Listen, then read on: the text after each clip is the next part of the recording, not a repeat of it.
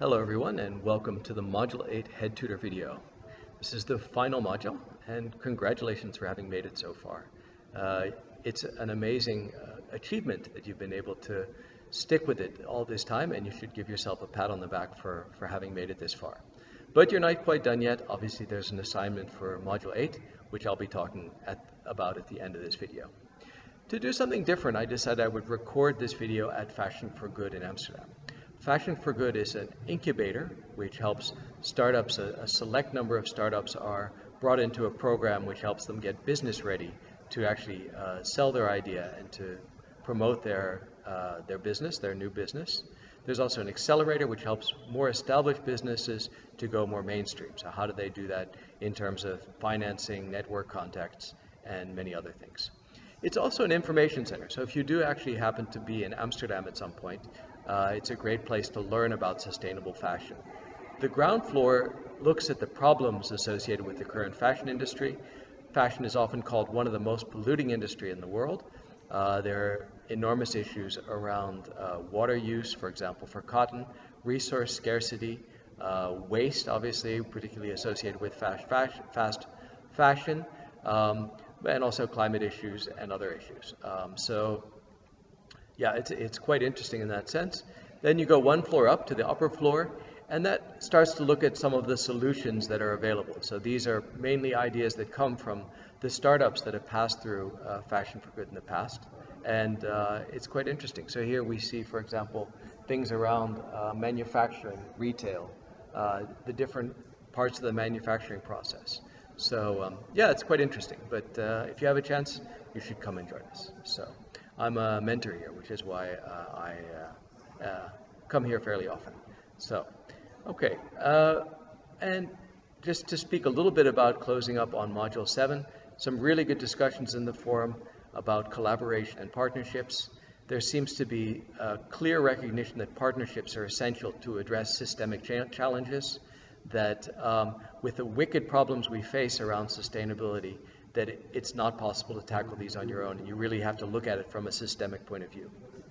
So then looking at the final module, Module 8, which you've just started, it's about rewiring your business approach. This is the module where you bring everything together that you've learned so far. And you will look at how you can specifically apply it to your own company, if you use your own company for the ongoing project, or for the company you've chosen for that purpose. So what you worked on in Module 1 and 2 then continues in Module 8. So think about what is your role as a change agent, and that's where some of the material is going to be about during this module.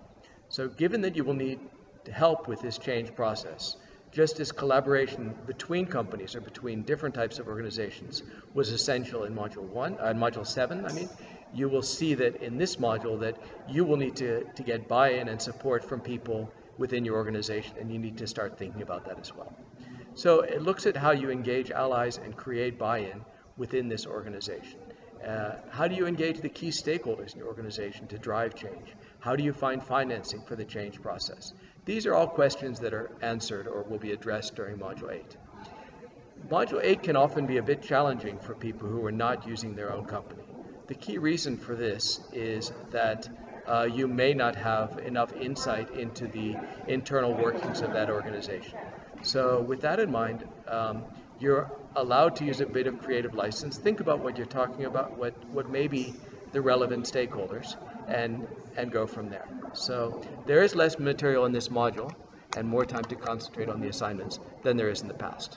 So the final assignment is worth 40% of your remark. So returning back to your ongoing project, just again the tips, read the instructions and rubric very carefully and reread it again before you actually start writing.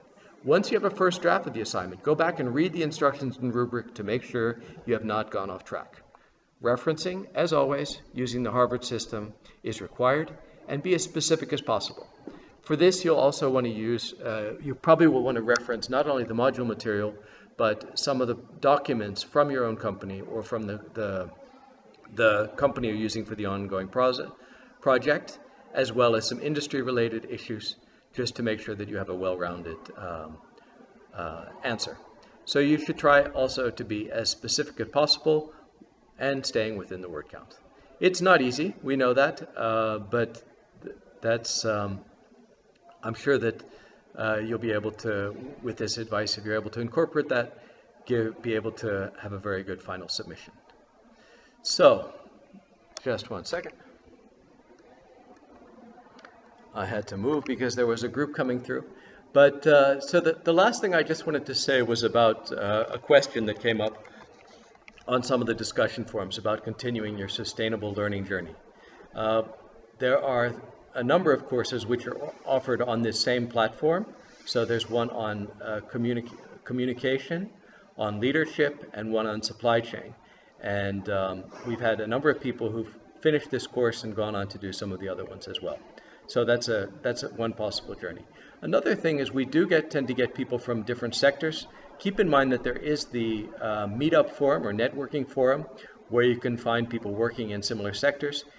What I often found useful in my own work is the forming of a community of practice. Often people with the same, working in the same area and a similar background can help find solutions to issues that you won't be able to find on your own. Of course, there are lots of opportunities for reading and engaging in sector-specific working groups, but you may also consider doing some of the live courses, the degree courses at Cambridge. There is a postgraduate diploma and certificate and a Master's of Studies in Sustainability Leadership that's offered by CISL. And a number of students from this course in the past have gone on to actually do those degree courses. There are also 4-day intensive courses for sustainability practitioners. These are offered twice a year in South Africa, and the course is also offered in Australia, and I believe it's now being offered in Cambridge as well. But this is a good way to intensively work with people also from a similar background, and gives you some of the advantages of being face-to-face. We've had a number of students also from the online course who've gone on to join us on the Sustainability Practitioners course. Okay, so with that in mind, I'm going to hand over to all of you to continue working on Module 8. I wish you all the best on this module, and we'll see you in the forums.